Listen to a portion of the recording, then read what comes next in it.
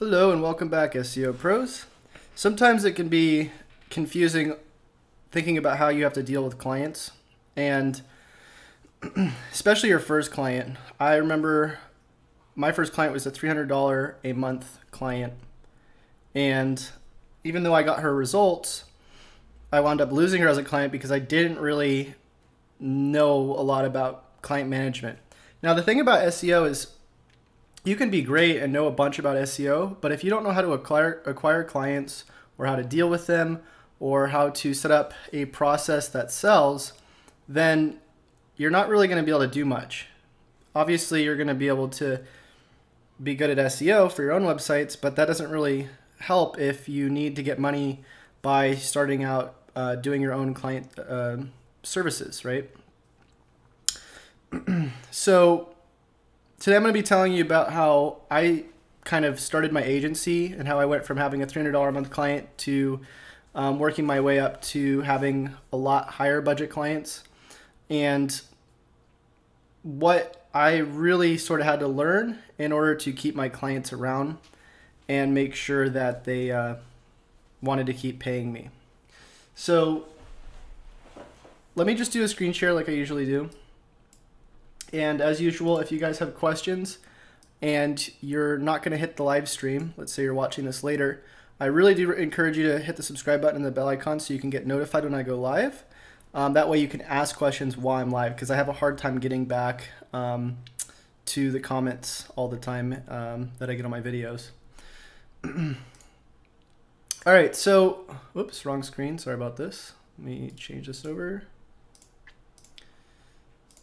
So when you start out, generally you're going to have, let's say you've been doing SEO for the last 3 months, and you know a little bit about, let's say keyword research. Let's say you know about on-page, getting your, some of your pages to rank. So let's say you know a little bit about keyword research, doing some audits. You know how to do a little bit of on-page SEO, making sure your pages have more than, let's say, 300 words on them. Include your keywords, some title tag optimizations, click-through rate optimization, and maybe you know how to make websites, that kind of thing. Web design. Now, again, that's great, but if you have no idea how to set up a process that sells, then you're going to be good at all these things, but not be able to really sell to clients or be able to make a lot of money because you're, selling for way too low and then losing the clients, right? So let's talk about, first of all, what the biggest thing is that I needed to understand back when I was doing all this stuff. So the first thing that I really needed to understand was that I wanted to help everybody, and that's not possible. And I talk about this a lot, but if you're trying to help everybody, you're not going to be able to be very good at it, because you're trying to help everybody versus a certain type of person. For instance, the people watching this video right now, let's say you watching this video right now, I'm not talking to you and let's say somebody who does a gardening supply business or something. I'm talking specifically to somebody who's interested in doing SEO. So chances are, if you're watching this video, that's you. You're interested in doing SEO, and so that's why you're watching this video, because you want to take your SEO game to the next level, make more money, whatever it is. But I'm not trying to talk to you and a bunch of other types of people just because I want to make a bunch of money. In fact, if I was doing that, I wouldn't be able to make as much money, because why? Because I'm spending all of my time trying to help everybody rather than a certain type of person. And so I lose the ability to be really good at a bunch of different types of things, or at one type of thing. So the first thing you need to figure out is, who is the type of person you want to help? Who do you want to help? Right? That's very, very important. If you can't figure out who you want to help, then you're going to try to sell your services, and you're going to try to maintain a client base with a bunch of different types of people.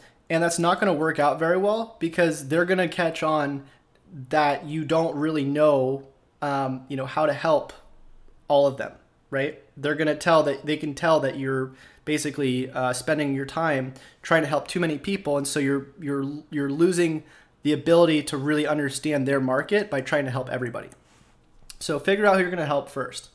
And it doesn't have to be like only computer repair shops or only iPhone repair shops or whatever it is. Obviously, if you can do that, it's going to be helpful because then you're going to know more about that business. But even if you could just take, let's say, anybody in your town who needs like a local website or something, and you're going to build websites for people in your town. That's really specific, right? So the more specific and targeted you are, generally the more money you're going to make because you're going to be better at that thing. That's just how it works. There's too many people out there that have way more authority than you do that are going to be trying to compete with, trying to target everybody. So if you're brand new and you don't have any authority, then you need to be more niche down, right? If you have more authority, then it's easier to target a wider base audience, but that's because you have more traffic coming in, more eyes on you, knowing who you are, so you can cast your net wider and then get more people out of that rather than if you're brand new and you're trying to target everybody when nobody really knows who you are. And that brings me to the next point, is that you need to build trust. So this is also, I would say these are the top two things you need to learn how to do.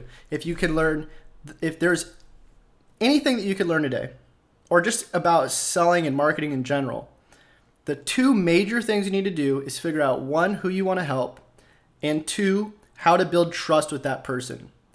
Now, they kind of come hand in hand because let's say you want to build trust with anybody, right? Let's say you want to reach out to somebody in your town.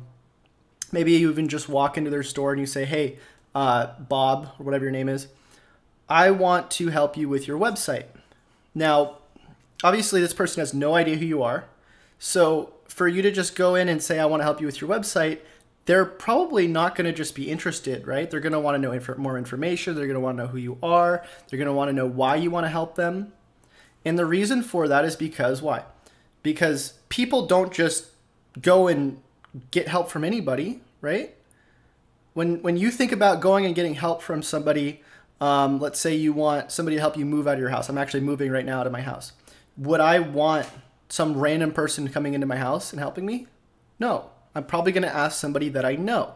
And the reason for that is because I trust that person. I know who they are. I know what my relationship is with them, whether it's a friend or whatever.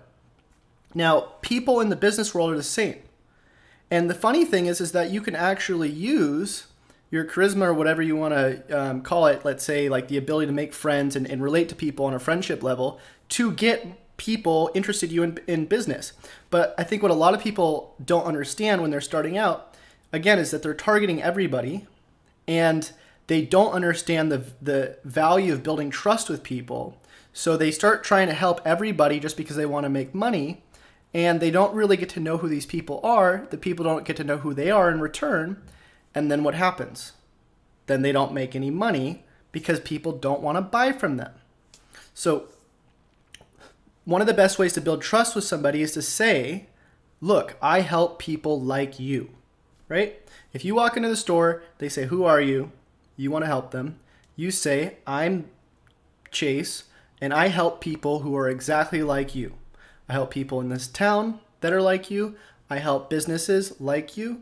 I help, get whatever going for you that is specific to what I do. Sorry, that didn't make any sense. You get what I'm saying though. You target specific people with specific interests, with specific, as specific as possible, because that makes you more trustworthy. What are the chances that somebody else is going to find somebody like you that is so specific to what they need? And that's what makes people interested in you. So that's the third thing, is creating some interest. Now, people aren't going to want to buy from you if they're not interested in what you do, right? Obviously, they can trust that you, are really good at SEO, but if they're not interested in what SEO is, then how are they supposed to buy? They don't care. Now, again, by making your proposition so specific to the person that you do a very certain type of thing for these types of people, like that person, that makes them more interested in you.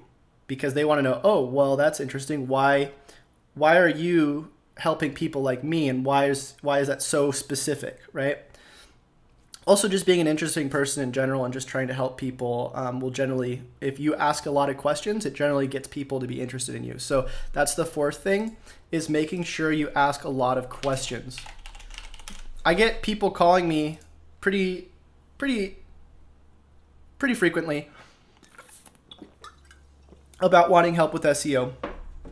And the first thing I think of when I'm on the phone with these people is, where is my pen and paper, or where is my notepad on my computer so I can start writing stuff down. It's very, very important that you understand and get people to qualify themselves as much as possible. Because if you're spending your time telling them all about you, they're not interested. They want to tell you about themselves. They want you to understand them. They want you to relate to them. And the best way to do that, and again, this is with winning with anybody in general. If you want to get in a relationship with somebody, if you want to get in business with somebody, if you want somebody as a friend, become super interested in what they do. That's all it is.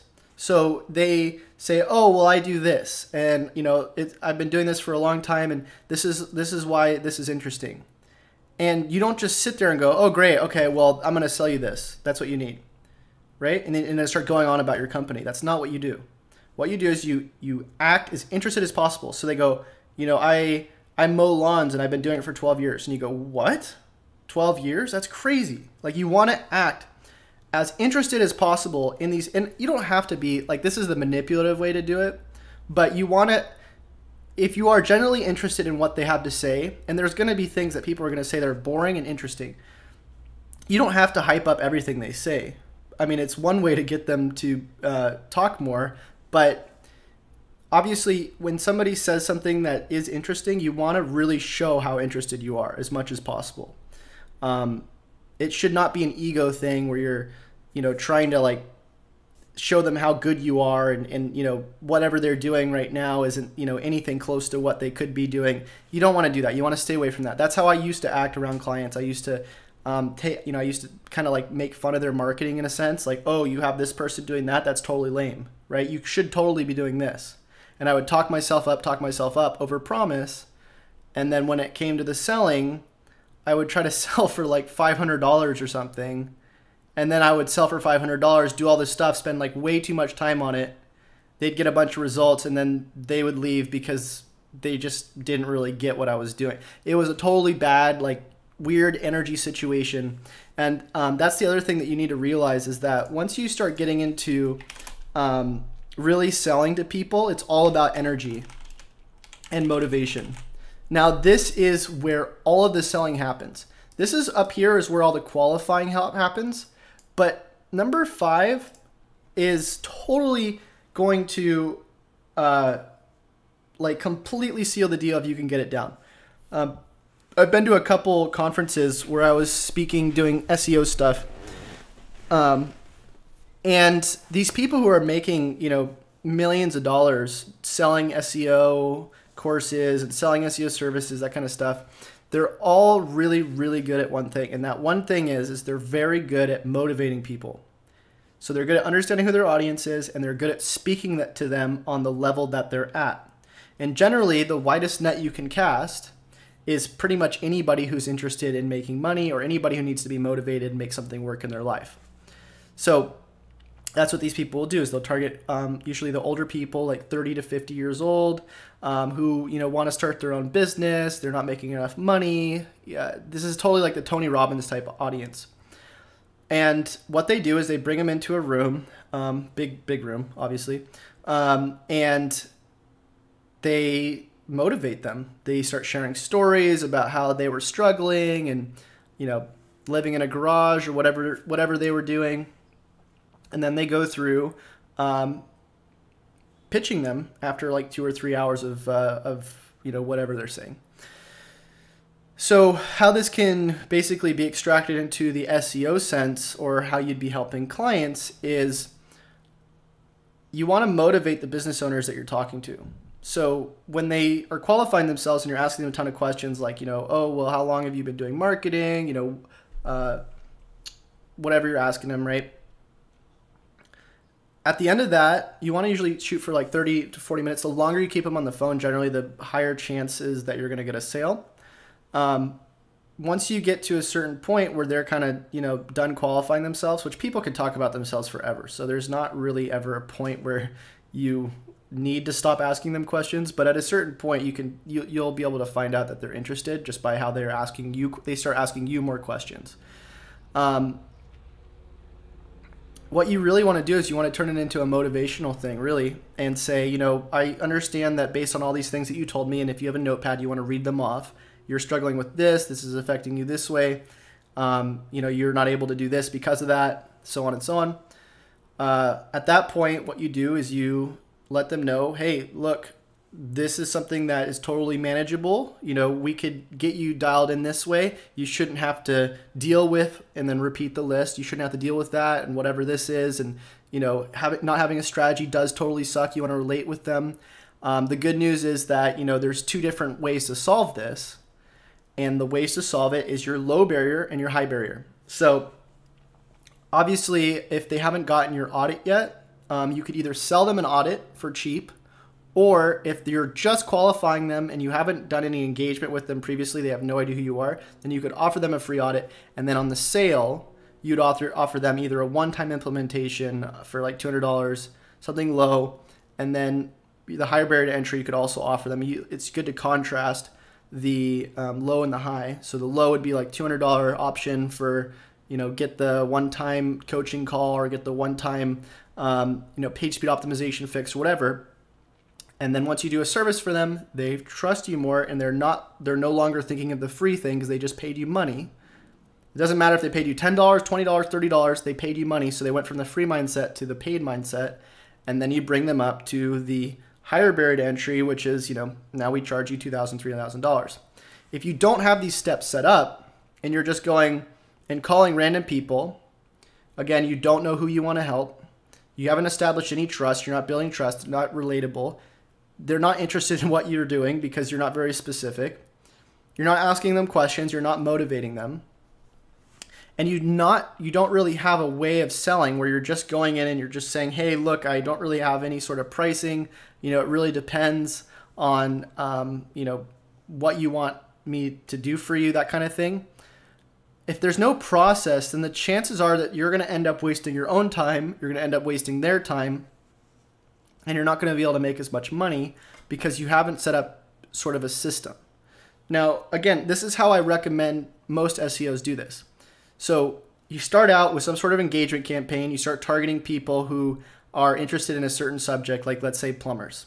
You start getting them interested in how you were able to generate 30 leads in 30 days or whatever with SEO.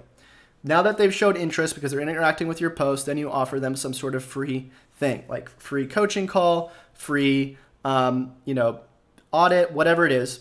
They qualify themselves because you have them enter a budget or something when they sign up for whatever you're offering. You reach out to them, get them on the phone, try to talk to them for 20 to 30 minutes. If you're on the selling point, if you've already done the audit, if not, then you're probably going to pitch them the audit or sell them an audit. It doesn't really matter whether you're selling an audit or giving an audit away for free. The point is that you want to have a step in between. You want to have an engagement level first step where you're getting these people to interact with you. Then you want to have a free offer, free phone call, free audit, whatever you're giving away for free. And then you want to have a low barrier to entry paid option, which is get a one-time fix on your website, get a paid audit, get a paid phone call, get whatever. And then the higher barrier to entry, which is the you know, $2,000 option or whatever the, you know, thing is that you're going to sell.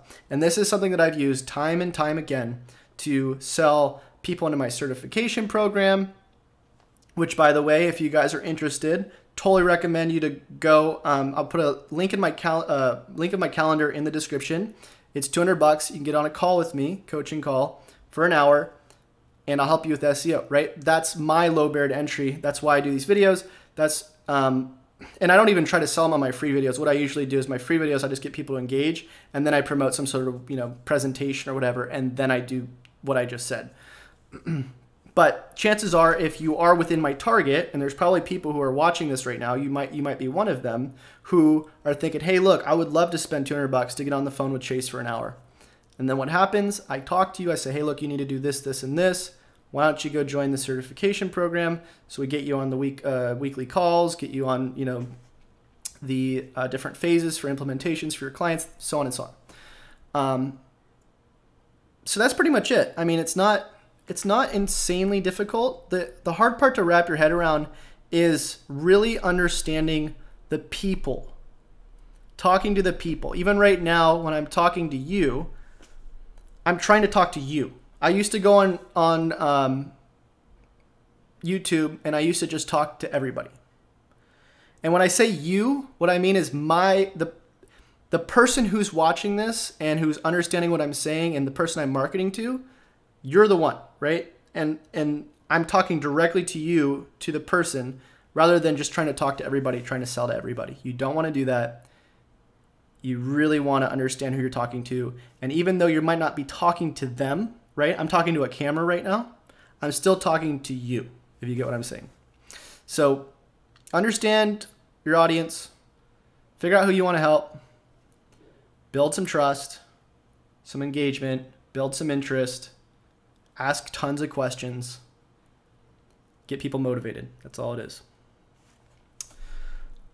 Before I sign off, does anybody have any questions? I got to go pretty soon. Jeff, how you doing, man? Great info. Find friend, follow up. Yes, most definitely. Rakul, hi Chase. Where to get Benchmarketer Pro? It's on my website. If you go to the just chaserunner.com, it'll be under products. All right. Well, I'm gonna go off and get some dinner. I'm gonna go play my nerdy card game called Magic: The Gathering, which if any of you are interested in playing with me online, let me know. Super nerdy game, but so much fun.